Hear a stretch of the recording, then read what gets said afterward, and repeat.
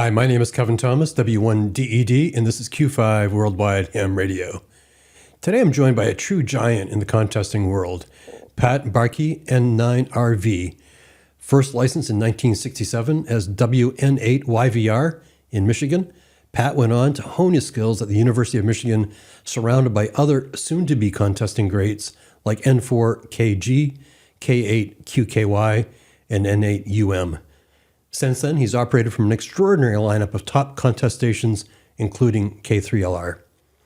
Pat is known primarily as a CW operator, but his reputation extends far beyond the key. He's a builder, a thinker, and a competitor whose dedication to radiosport has made him one of the most respected voices in the field. In addition to competing in the World Radiosport Team Championships, regular appearances at Tim Duffy's venerable K3LR contest station, and his past leadership as editor of the National Contest Journal, Pat reached a new milestone this year on May 17, 2025, when he was inducted into the Contest Hall of Fame. But before we begin, this episode of Q5 Worldwide Ham Radio is powered by ICOM, innovative radios trusted by amateur operators across the globe. Welcome to the show, Pat. Thanks, Kevin. Great to be here. Well, it's quite a resume, and I've got to say, beyond the resume that I just walked through, and I know there's things I left out, you're also an economist, which I don't think I've interviewed an economist yet, so I know it's not exactly ham radio, but we'll probably get into that later today. Let's begin with where you are. I think you're in Montana, and tell me about how you got into ham radio initially. I live in Western Montana. We've lived out here for coming up on 18 years. We love it out here. Career took me out here. In ham radio, I'm one of 7 kids, and this is no longer true, but it's my standard joke, and that is that I'm the only one of my siblings that owns a socket set. Now, it turns out that a brother of mine does have one. I can't say that anymore, but suffice it to say, I did not come from an engineering kind of background. I stumbled into ham radio because I was a little brat kid, probably 11 years old or something like that. And my best friend, when I grew up in Michigan, as kids in the summers, a lot of families would go to northern Michigan to go to a cottage and spend the summer there. And that's what my best buddy did every summer. And doggone it, I couldn't, we were kind of divorced for the whole summer, which was very traumatic. And we decided to talk to each other on radios, and we got out a Lafayette radio catalog and found a bunch of cool CB radios, and ended up going over to a neighbor of his to ask him what kind of CB radio we should buy. And we were asking him because he had antennas all over his roof. Of course, he was a ham. And one thing led to another, and I got into radio. My buddy never did. I handled traffic in high school. I was on Army Mars. I stumbled across a contest here or there. And then when I landed at the University of Michigan as a freshman, I actually started when I was 16 down there. That's when I really got the serious bug bit, Kevin. And the rest is, it's just me getting into more and more trouble all the time. Well, Pat, you probably know I asked this question a lot about how people get started. I think you've got the best origin story yet. I love that you want to be connected with your buddy and you had to research different options. That's amazing. So tell me about University of Michigan, because I know you met a lot of hams there. What was that experience like? Well, it's interesting. I've listened to some of your other interviews, and I think it was Doug Grant that talked about selecting the university because of the antenna farm. That's right. It was a little like that, although to be quite honest with you, our family goes back several generations in Michigan, and pretty much that's where we all went. So it was really not that much in doubt where I was going to go to school. But I did have a QSO in the summer with a gentleman you mentioned in your intro, QKY, and he's sitting there at 80-meter CW, and he's really strong, and he's describing the college station. And of course, I was going to be arriving that fall. So I did jump into a hotbed of hams. It was a station that was a little bit in disrepair, but we put it back together and had a very intense first year, so intense that my grades were absolutely terrible. But boy, I ran a whole bunch of contests, and we had what I thought were fantastic antennas ended up not being so great.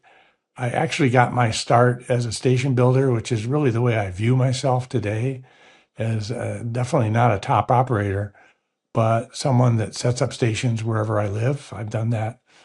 I've had 4 different multi-tower stations wherever I go, and I'm kind of an evangelist for that. I think there's a lot of contesters that are allergic to building stations. They just forever roam the land looking for a place to operate, and that's definitely not me.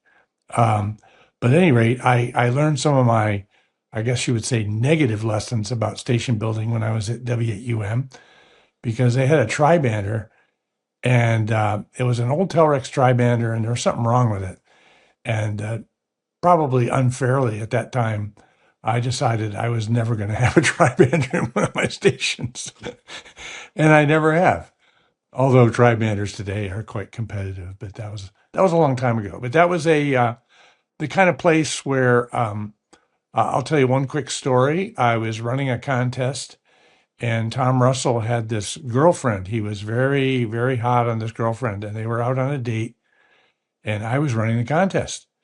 And just to show you how sick contesters are, Tom Russell, he's not done with his date yet. He hasn't taken the date home, but he brings the date by the ham shack while I'm running the contest to see how I'm doing. This sounds like a Chris KL9A story, very similar. Yeah. One of my questions was going to be how you balanced your education and ultimately your career with ham radio. But you started off saying that it didn't balance very well in your freshman year, but I presume you figured that out because you were getting your degree, and I presume an advanced degree, and you still, from what I understand, stayed in ham radio during that time. You didn't set it aside like many people do and focus on your career only. Sounds like you did both. How did you do that? Well, not very well, so I wouldn't want to be a role model for anybody listening to this. But I was quite active as an undergraduate. When I got into graduate school and got my PhD, there was a significant number of years where I had to really focus on getting out, actually, and getting a job, getting my degree. But I didn't put it down to the extent that a lot of other people have. I did not drop out. I continued to contest mostly at multi-operator stations. I operated from a station. I remember KLX is a station in Michigan, and I remember going over there and not, working until Thursday night, Friday, getting in my car, driving over, and just it was a weekend immersive experience, and then it was back to academic life. I think the main thing where the career really took ascendancy is when I first got out with my degree and I was trying to get established, and I, like a lot of people, I lived in an apartment. My first job was in Indiana, and I connected with the W9RE, and that was been a very valued friendship, and definitely a mentor there, especially in station building and contest operating, contest station design.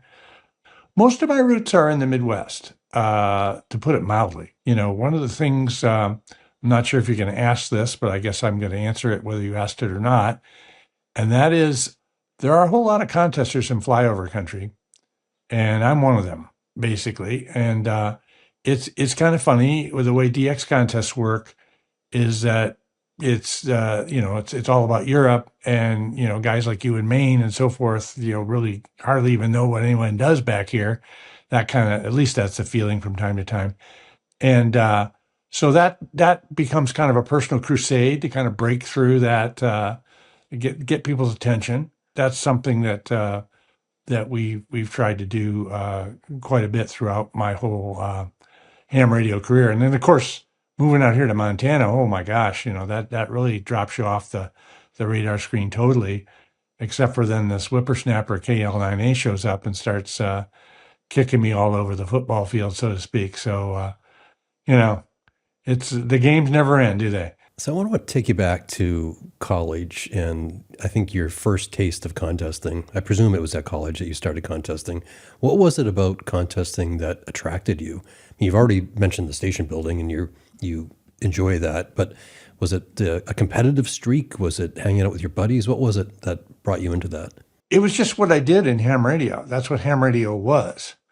it was the pinnacle. I mean, the reason why you got involved in everything technical with ham radio is because you wanted to have a better performing contest station. I actually did some contesting when I was in high school. So I guess if I was to honestly answer that question as kind of first time contester, why did I get involved in contesting? And primarily is because that's what the people I knew were doing. So I tuned by on the air and I heard people contesting, and I knew some of those people. And I said, wonder what they're doing. And the ultimate, the transition from running CW traffic, which is really like boot camp for contesters. I mean, CW traffic is for all the lampooning of traffic operators as being these, fossils. There were a lot of young people doing traffic back in those days, and you had to copy code and so forth. So you got to respect people that knew what they were doing. And then you'd tune across in a contest and you'd hear those same stations and you'd say, this is a whole new dimension. So, but in terms of the contesting, it was definitely the competition and kind of the war stories afterwards. It was a different era. Uh, Particularly, it's interesting in contesting how certain parts of the country become hotbeds and where a bunch of contesters land, and for random reasons, perhaps I don't know what it is. And those places are terrific. And I happened to be in one of those in Michigan in the 70s. And there were, fantastic get-togethers. And I was a young brat, didn't have a station, but boy, I was trying to soak up everything I could learn. And how are you getting those invitations to multi-ops? Well, they weren't always very competitive multi-ops, Kevin. So somebody had a tower and a radio, and they said, "Come on over." Pretty much. Yeah. Yeah. It was pretty much like, I don't know what I'm doing. You don't know what you're doing. Let's go do it together kind of situation. So these were not multi-ops that would put you on the radar screen. But a lot of times what happened, because there was such a density of activity in Michigan in those days, is that there was nonetheless a very good peer-to-peer competition, because there would be a group of people who were doing the same thing as you were, right about at your level. So in Michigan, it was the Detroit group and the non-Detroit group. To put it, if I could say that. I mean, in New England, it might be Boston and everything else. I'm not sure what the dynamic there is, but there's typical kinds of interregional things.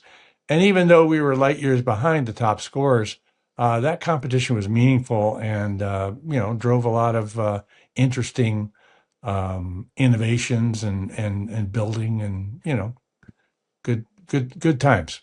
I find this really fascinating because what you're describing is somewhat of an intermediate contester learning the ropes. When was the moment, or do you remember the moment when you looked in the mirror and said, "Oh my God, like I've got there. Like I feel as though I know what I'm doing and I'm competitive at a different level." Well, that was late in my graduate school career.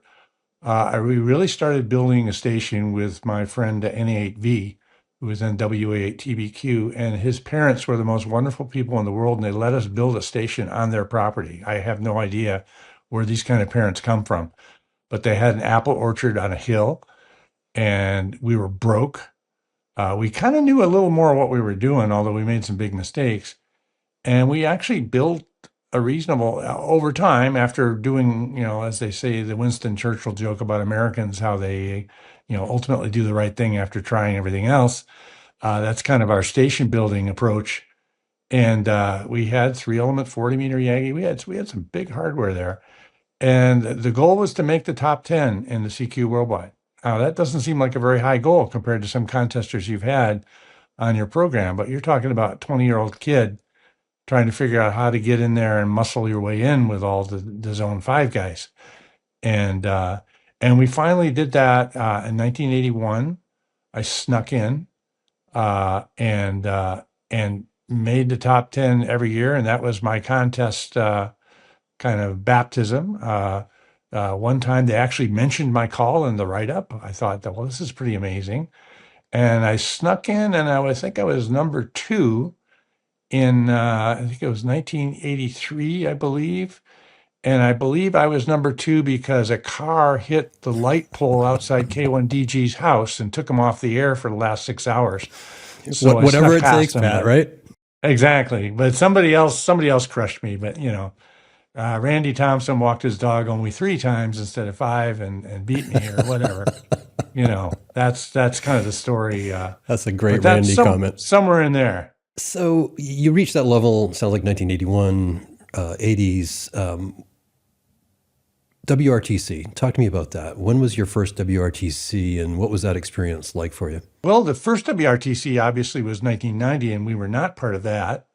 And I was kind of one of those hold off, wait and see kind of people, which of course turned out to be exactly the wrong attitude to have. I mean, if we plunged in, it was so memorable, and people don't remember. But I want to say that contest was on like a Thursday night or something. It was a crazy kind of a one off, nothing like it is today, and conditions were terrible.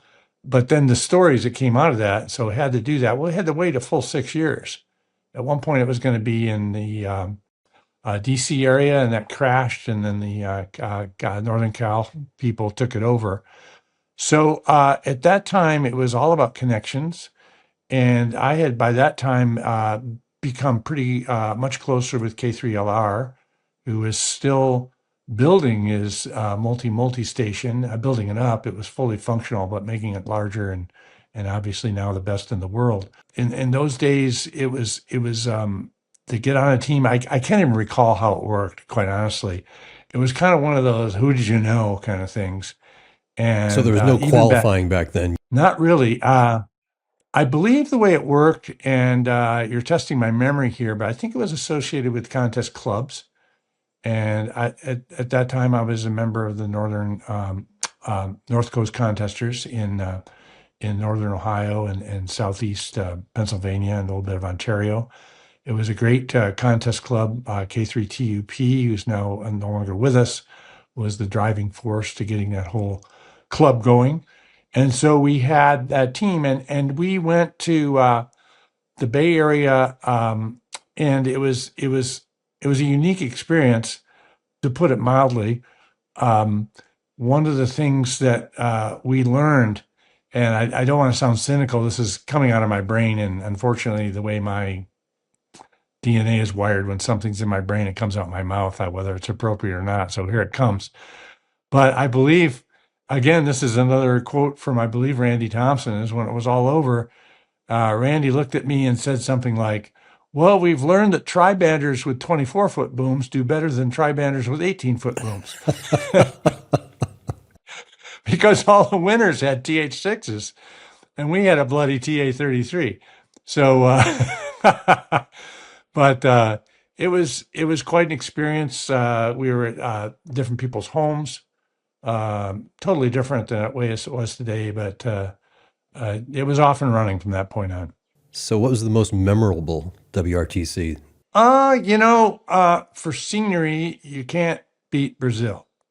I mean, and Brazil, ironically, was Tim and I were teammates, and Brazil was just our absolute worst competitive experience. I have a lot of excuses. How long is this program? I can talk a long time. You keep without going. excuses for You're that. fascinating. I think the editing will take care of this. But we were uh, we were in a location where there was literally a mountain across the street obstructing to the north, so we weren't very competitive, and yet it was a memorable cultural experience. Brazil at that time, their economy was booming. Sorry, the Economist is coming out, and it was really eye-opening to go to that part of Brazil in Florianopolis, and even though it was off season, it was a vibrant area. Um, we had a wonderful host, PY5EG, and I guess what I'm saying that was memorable, Kevin, is after the contest, we went out to a dinner that was invitation only, and it wasn't broad. And I talked to Timmy kind of in whispered tones as we were getting ready, because all the luminaries in contesting internationally were at this dinner. And I looked at Tim and I said, "What the heck are we doing here?" And and he said that it was, well, they were sorry they put us in such a crappy station. I say that in humor now. At the time, we were kind of down in the dumps, but it was quite a dinner. That's all I can say. I mean, it was one of those things where PY5EG, the restaurant was closed, and PY5EG literally walked in and opened the restaurant. He said, "You will open this restaurant because we're going to eat here." And Pat, I love the story, and I think it says a lot about you. I ask these questions about contesting or WRTC, and quite often, and I don't think it's a bad thing, people go to the competition, to propagation, to their score, what they did wrong, and you immediately pivot to the cultural experience. I think that's amazing. And frankly, for people that aren't ham radio operators like my wife, I think that's what impresses her the most. It's not all the technical stuff I talk about. It's the people that I'm meeting, the countries I get to visit. So I think that's really remarkable and great that you mentioned that.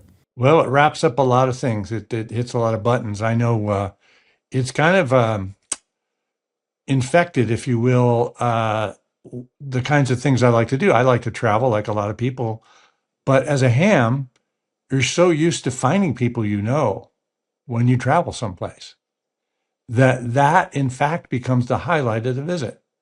So you got to Machu Picchu in Peru, which I've never been. Uh, but I'm sure I would enjoy that, but I would enjoy it even more if I could meet Father Ed, OA4SS down there. I mean, that would be so great, you know? That would make the trip. So speaking of traveling, so you've traveled internationally for the WRTC. Have you traveled for de-expeditions or for contesting out of the country?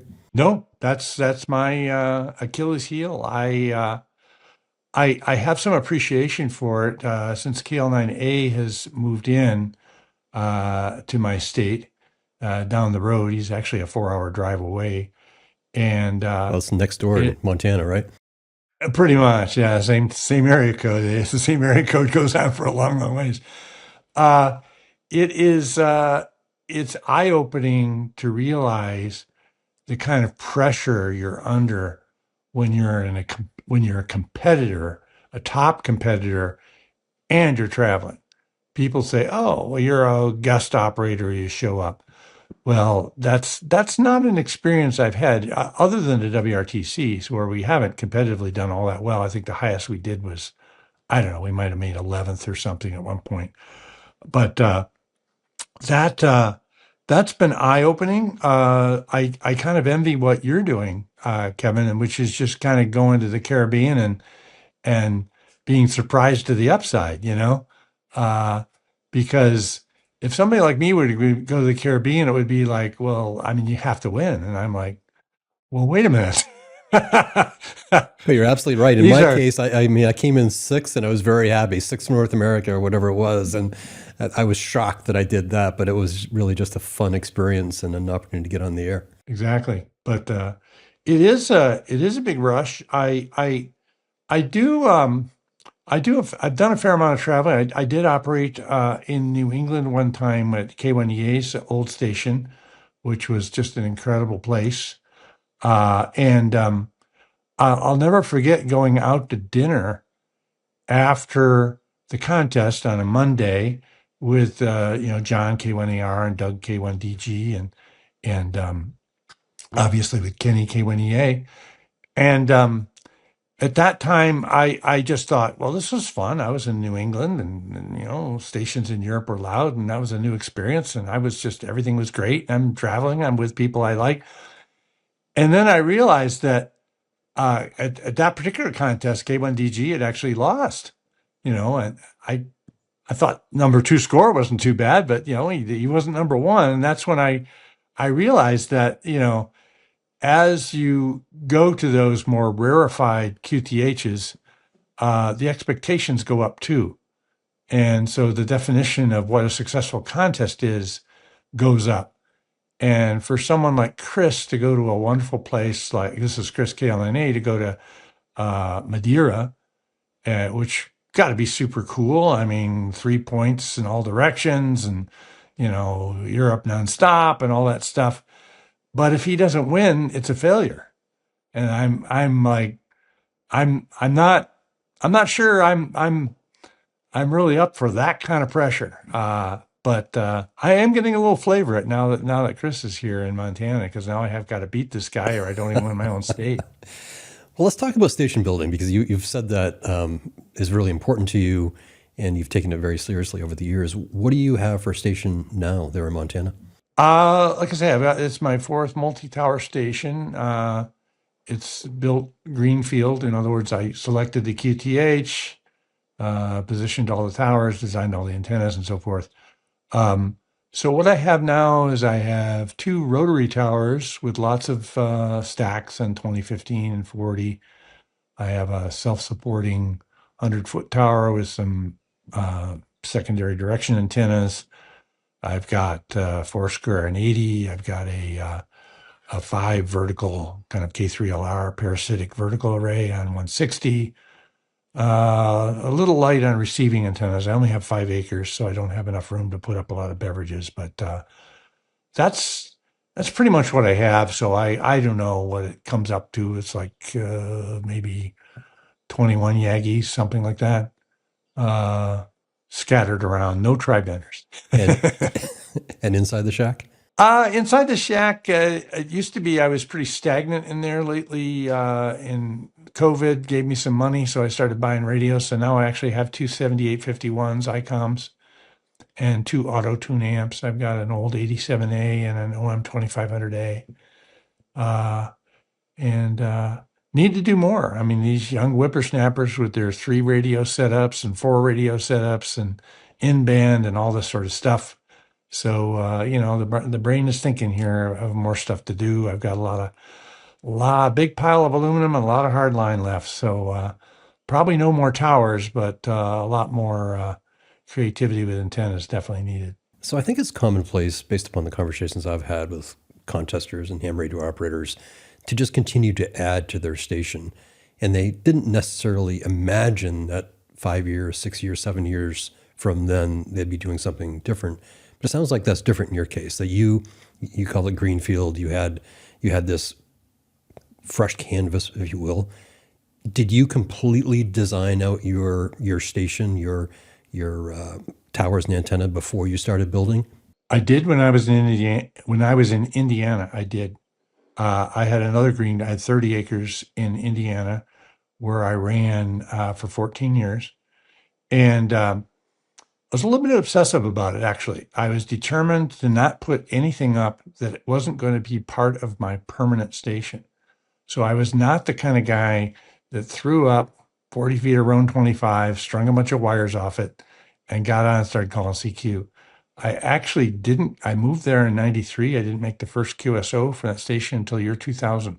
Wow, So that's a commitment. it was well, I had to build a building for my ham shack, and so I really did site the towers on the topography and so forth, and so that was definitely there was still some opportunism. I mean, I wasn't I've never been that deep pocketed, so if I had a tower, I used it. Okay, and and then when I took that down in 2007 and came out here, I pretty much put the same thing back up. And my thinking in doing that, I was originally going to be saying, well, what am I going to do at the station? I guess I'm going to run sweepstakes and maybe call a few CQs and DX contests. So I only need one tower and et cetera. And I started thinking about it. And then I looked over there in the corner of the property and there was a big pile of tower and guy wire and Yagis and everything. I said, what the heck? So I just put it all up. I don't know if it's if it's all that well designed. I mean, it was at one point for one QTH for one purpose, which was DX contest. Out here, probably someone smarter could have done a better job choosing heights and so forth. There's I've gotten a lot out of my guest operating and not just propagation and contesting, but I love looking at people's stations and how they did things. And there's been 2 or 3 stations along the road as I've traveled and operated where I've taken an idea and said, that's really nice. I want that. So name And names. Tell me who stations those were. well, one station that comes to mind was K3TUP. And I actually operated there once, sometime in the late 70s, no, wait a minute. Would have been late 80s. And what John had is he had a rotary tower. He had a rotary tower, and boy, when you turned that rotary tower, you had all your firepower pointed where you wanted it. But he had more than that. He had a rotary tower. So he had independently on 40 through 10, he had a rotary stack. He had a second directional antenna, another Yagi for a direction. And then John also had a fixed southeast. And he could combine power with any two of the three or all three if he ever wanted to. And little light bulb went on in my head and said, that really makes a lot of sense because a rotary tower is pretty much a DXer's antenna. I mean, gee, this island's on. Let's turn all the hardware there. It's not so great for contesting. I mean, it's great for the direction you're pointed at, but there's always more than one direction involved, and the rotary tower does not give you any opportunity to spread your antennas. So I thought that was pretty neat. I took a visit to KC1XX one time, and KC1XX had this wonderful innovation, which a lot of people have stolen. Maybe Matt stole it himself. I call it the switch hut. So it's this building that you build outside your shack where you bring all your stuff to this building. And there's where all your filters are and your coaxes come together and all the stuff you worry about. And then you've got some lines that go to your shack. And so, because you spend all your time working there. I mean, the whole, what I did in Indiana where I was, behind the table and all that kind of stuff, that was all gone. So that was some interesting things. And of course, there's a million things from K3LR that are not, you can't duplicate it because I'm about a tenth as smart as Tim, but you can sure try and pick up a lot of really solid. We're talking about basic ideas, how to put wire antennas up and not have them break in the wind. I mean, how many hams probably listening to this video have got a wonderful antenna and every 2 or 3 months they go out and fix it, because whatever happened. And I wouldn't say Tim has solved that problem, and it's not first on his own list of achievements, but I every time I run a contest from there, I spend some time walking around just noticing how he does his coax loops, notices how he does his grounding and all this sort of thing. And not only is it elegant to look at, but it's totally functional because it's just reliable as anything you can imagine. So lots of lessons to be learned. So Pat, you just mentioned kind of offhandedly that you're 1/10 of as smart as Tim Duffy, K3LR, and I'm talking to an economist. You're not an electrical engineer, but you're pretty smart. Like, how have you wrapped your brain around all the technical aspects of ham radio? Oh, it's simple. I'm a copycat. All right. Although to tell you the truth, the copycat thing can only get you so far. I mean, do I know how to use software to design antennas? Well, a little bit. I have people help me out with that, but you learn that. Where you really learn about ham radio and the technical parts of ham radio is when stuff breaks. Okay. And I would never claim that I enjoy fixing things. All right. But I do enjoy the feeling when it's fixed because of what you learned and what you did. And not only that, I say this because currently, knock on wood, most things are working at my station today.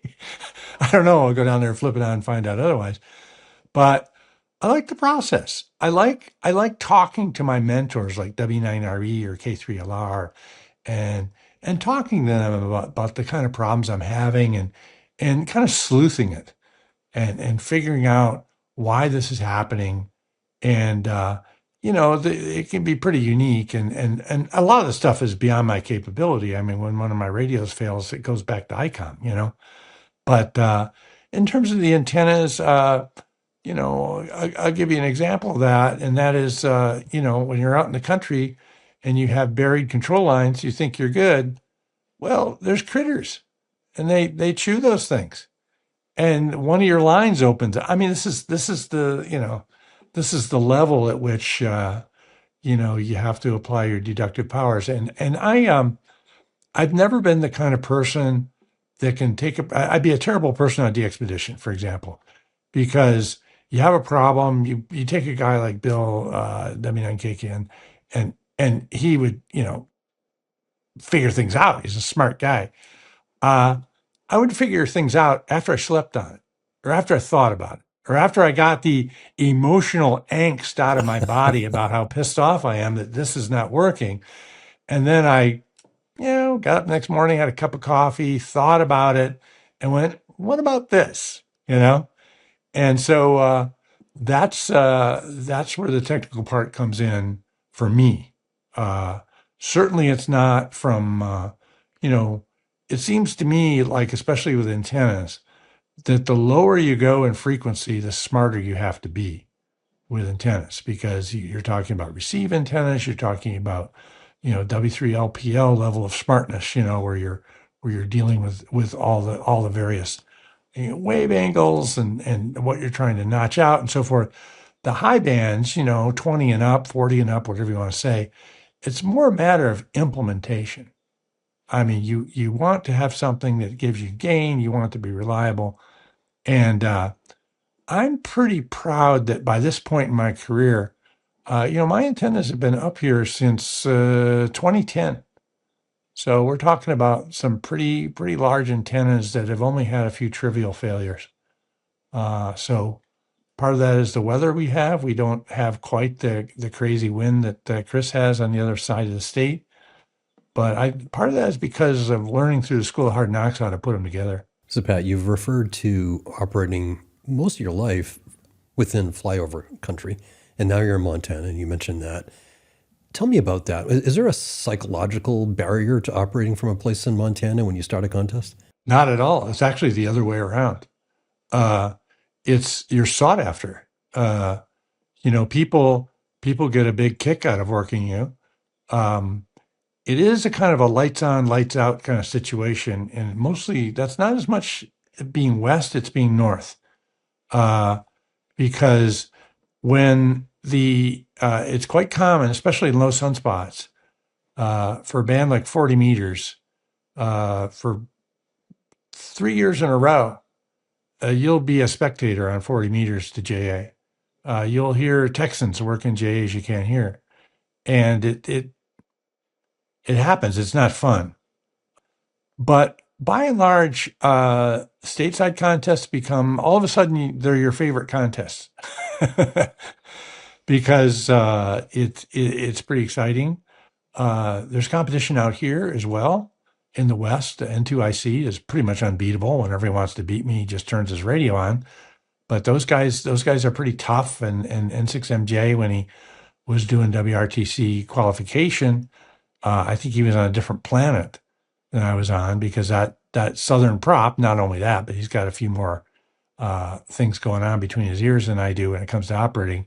But that was a little challenging. But no, I think it's been wonderful. The propagation is interesting out here, and I would say that's DX as well as stateside. It's just that, and the one thing I'm totally prepared for, because the Midwest prepared this for me very well, and that is when people get together and talk about how did you do, they don't even consider what happened out here. It's like, well, I mean, N5DX set some record at 14 million for some contest, and it's really cool, and everybody's talking about it. And I had 5.5. Okay. And I had a lot of fun. I mean, it was a blast.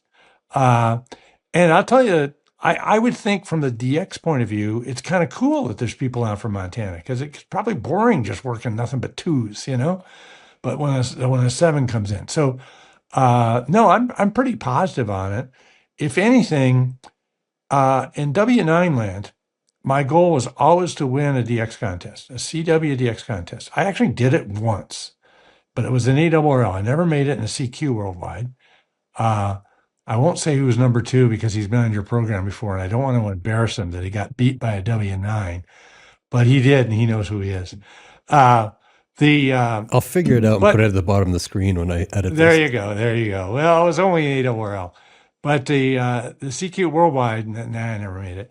But I could kind of see where it was going. I mean, K1DG was building this house on an island in Maine, and at that time, W5WMU is now past, was building a station when he's W1WMU, and now Grassy's out there, and God knows what kind of hardware. W2RE's got videos all the time of massive antennas in Maine. It was like, forget about it, you know?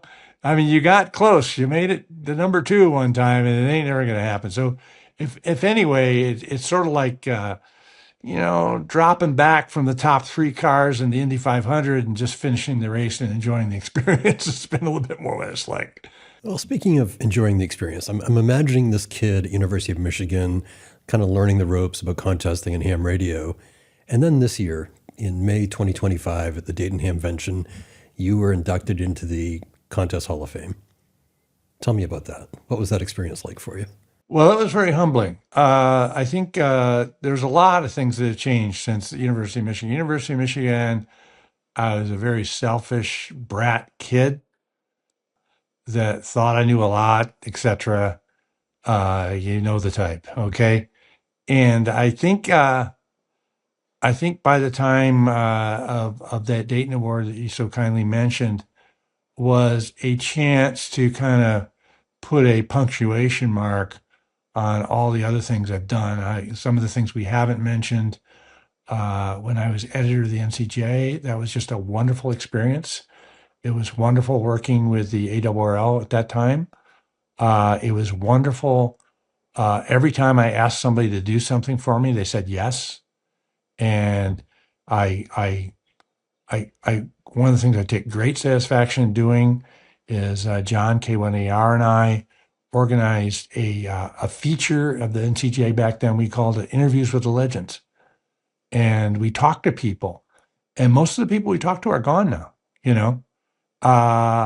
but we talked to them. And we kind of knew that, I mean, we wanted to get them on record, and that was quite satisfying working with the contest clubs.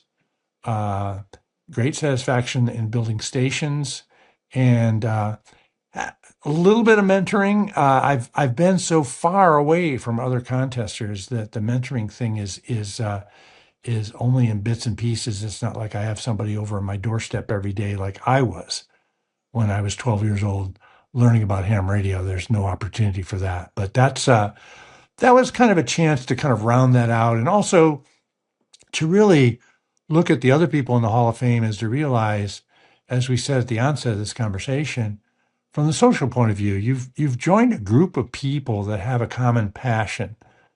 And I've never been shy about really boasting about that. A lot of people, when I give my station building talk, one of the things I say is that the objective in building a station is to be loud into Europe, not to be the most popular person in your neighborhood. All right. It's your passion. It's what makes you tick in terms of where you get the most life satisfaction. Not just in how high an S meter reads. It's a lot more than that. It's gaining the respect and recognition of your friends and your peers, and having that commonality that really kind of binds you together with some people. Quite frankly, from a personality point of view, I probably would never even butt shoulders with some of these people. And yet there they are. They're in the same hobby. They probably feel the same way about me. And we get along, and we enjoy each other's company. So you've sort of said this already, but I'm certain that you being inducted into the Contest Hall of Fame caused you to reflect on your career in ham radio. So I'm going to ask you, where do you think contesting in ham radio goes from here? Well, it's already gone in a lot of ways. I mean, contesting in ham radio is so different now than it was, especially 20 years ago. And I say ham radio because, and this has all been well documented, I mean, the CW is not quite a wasteland yet, but boy, I tell you, on 160 it is. You know, if you don't have propagation to Europe, you're not going to hear a lot of casual CW operators, and yet it's just the opposite in a contest. In a contest, it's just like unbelievable levels of activity, and there's so many more contests that people only associate operating with contests, and I'm starting to be that way myself. I never was. So I think it's already changed. I think the the passion. I mean, people say, "Well, ham radio operators are getting older, and what a terrible thing that is." Well, those of us that are getting older think getting old is kind of a sign of success, right? You know, I mean, you ate right, you exercise, and now you're still around. So I think people are living longer, people are contesting longer. I look at people like W1WEF, he's still going, W1FJ, these guys are going like hot shots, and they're way up there. And so I don't think we're all dying. We've been dying from the moment we got out of the crib, but there's the demographic part. I think the game and the competitive part of it is just as alive as ever. Um, I guess I'm humble enough to say I really don't know where contesting is going to go, but I think ham radio, I can see where that's going, because it's going away from the casual, long-winded conversation. I mean, we rarely do, but think how unnatural it is to have a conversation where I talk for 10 minutes and then turn it over to you. I mean, that's just not how people talk. And so, it's hardly surprising that tradition is dying, the long CWQSO, I mean, all that sort of stuff. But I do think I'm optimistic. I think it's a very the thing with videos has been so helpful. You know, you can, it's not just that you learn things, but you pick up more of the enthusiasm and the fact that it's got a sense of coolness, when people are talking and explaining. So I think it's more of the same. I think it's going to be more technology, more contests, more organized activity on the operating side. My fear is that the regulators are going to screw it up. They're going to sell the spectrum, and we're all going to be trading high frequency stocks on the middle of 20 meters all day long, and hams are going to be an afterthought. So that's a real fear. I wish we had a better national organization that was more tuned into that possibility. Well, that sounds like another show. I'm cognizant of your time, Pat. I'd like to keep going because I've got an entire list of more questions here, but I've really enjoyed the conversation today very much. I also have, Kevin. Thanks so much for having me on. My name is Kevin Thomas, W1DED, and this has been Q5 Ham Radio. I've been talking to Pat Barkey, N9RV. I promise I'll have him back on the show to finish this conversation. 73.